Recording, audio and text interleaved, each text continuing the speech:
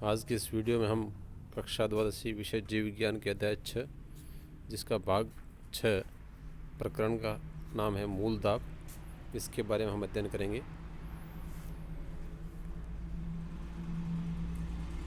मूल दाब का सिद्धांत वैज्ञानिकों ने पादपों में किस प्रकार जल जड़ों के द्वारा अवशोषित होकर पत्तियों तक पहुंचता है उसके बारे में अलग अलग अपने अपने सिद्धांत प्रस्तुत किए। उसमें एक मूल दाब का सिद्धांत भी बहुत महत्वपूर्ण है। पैरेंकाइमा कोशिकाओं की कोशिका भित्ति लचीली होती है और इन कोशिकाओं में जल अथवा विलयन के प्रवेश से उनकी कोशिका भित्ति में तनाव उत्पन्न होता है, क्योंकि जैसे ही जल अंदर भरता है कोशिकाएं स्फीत हो जाती हैं और इसका जो प्रभाव है, तनाव है, ये कोशिका की दीवार पर यानी भित्ति पर पड़ता है और वह पुनः जल के प्रवेश से तनाव उत्पन्न होने से वह पुनः अपनी सामान्य स्थिति में आने का प्रयास करती है। यानी जब तनाव पड़ता है तो वो भित्ति भी चाहती है कि मैं अपनी पुनः उसी अवस्था में आ जाऊं। इस प्रक्रिया में कोशिका में उपस्थित जो द्रव्य है उस पर भी धनात्मक दबाव पड़ता है। ये दबाव भित्ति की वजह से पड़ता है, जिसके फलस्वरूप कोशिका से द्रव की कुछ मात्रा निकल कर और वाहिकाओं में आ जाती है।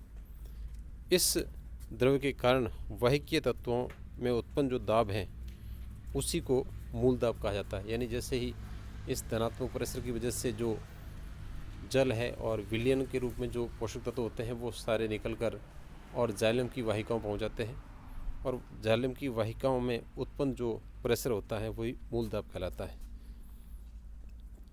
दूसरे शब्दों में जाइलम वाहिकाओं के रस में पाए जाने वाले धनात्मक दाब को मूल दाब कहा जाता है। ये भी परिभाषा के रूप में हम बता सकते हैं।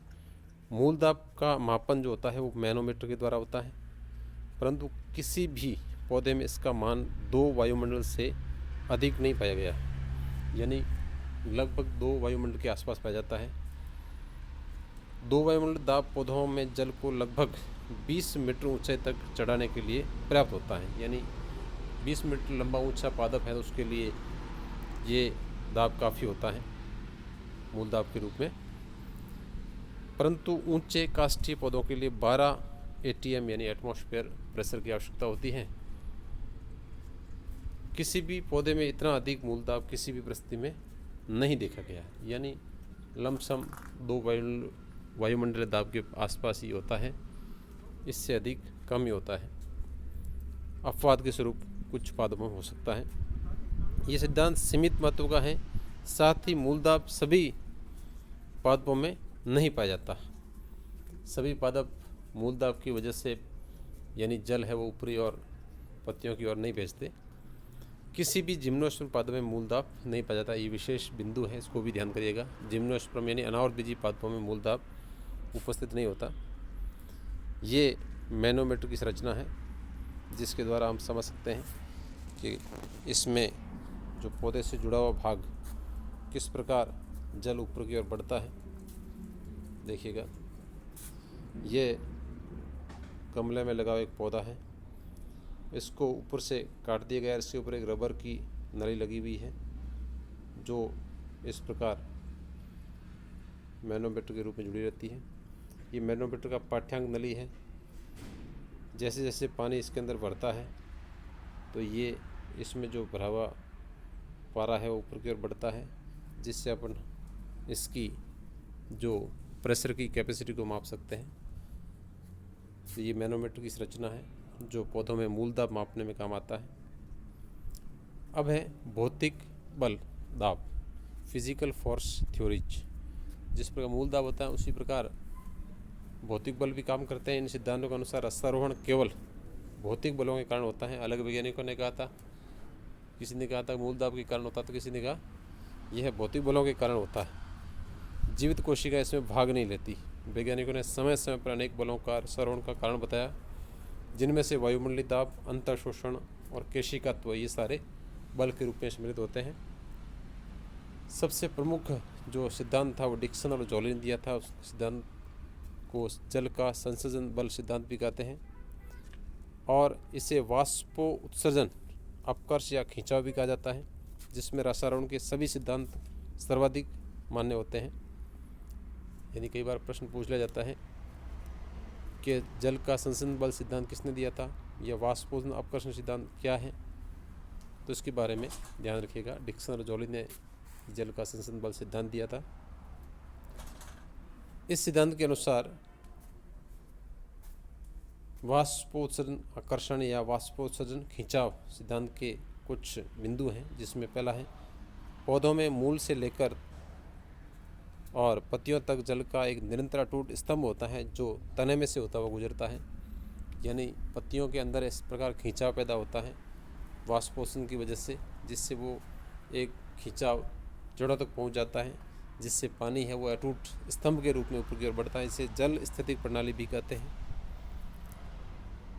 वाष्पोत्सर्जन द्वारा जल हानि से पर्ण की शिराओं में या पर्ण की शिराओं के जल स्तंभ में एक खिंचाव पैदा होता है। यानी जैसे जैसे पानी की हानि होती है वैसे वैसे एक सक्शन प्रेशर पैदा होता है जो पत्तियों की शिराओं में पहुंचता है।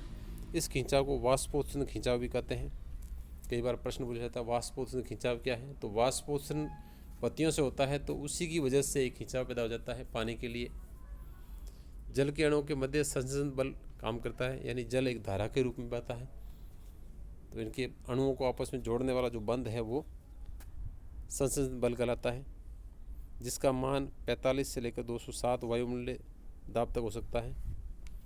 इस बल के कारण वाष्पोत्सर्जन खिंचाव से जल का स्तंभ टूटता नहीं है, वरन ऊपर की ओर खिंचा हुआ चला जाता है। यानी जल है वो स्तंभ यानी धारा के रूप में बहता है। इस प्रकार डिक्सन और जॉली के सिद्धांत के अनुसार वाष्पोत्सर्जन से उत्पन्न तनाव तथा जल के अणुओं के मध्य व्याप्त संसर्जन बल के कारण पादपों में जल को नीचे से शीर्ष की ओर निष्क्रिय रूप से खींच लिया जाता है, जिसे वाष्पोत्सर्जन खिंचाव या आकर्षण कहते हैं। इस कार्य में न तो किसी प्रकार की उपापचय ऊर्जा खर्च होती है और न ही जीवित कोशिकाओं को योगदान होता है, इसलिए इनको भौतिक बलों का सिद्धांत भी कहा जाता है। रसारोहण पूर्णतः भौतिक बलों द्वारा संचालित क्रिया है, ये वैज्ञानिकों ने सिद्ध किया था। इस सिद्धांत के समर्थन में कई प्रमाण भी दिए जाते हैं, जैसे वाष्पोत्सर्जन की दर सीधे रसारोहण से संबंधित होती है, यानी जितना वाष्पोत्सर्जन ज़्यादा होगा उतना रसारोहण भी ज़्यादा होता है। रसारोहण यानी पानी का जड़ों के द्वारा अवशोषण के बाद ऊपर की ओर बढ़ना। दिन के समय पादप के स्तंभ और शाखाओं में जल स्तंभ तनाव की स्थिति में होता है। वर्तमान समय में रसारोहण की क्रिया समझने के लिए ये सिद्धांत सर्वाधिक मान्य है। अब है इस टॉपिक से रिलेटेड कुछ अभ्यास प्रश्न जो अपने नोटबुक में करेंगे। पहला है मूल दाब किसे कहते हैं, दूसरा वाष्पोत्सर्जन खिंचाव किसे कहते हैं, तीसरा संसर्जन तनाव सिद्धांत किसने दिया था, चौथा है मूल दाब को किससे मापते हैं। आज के इस वीडियो में इतना ही। धन्यवाद।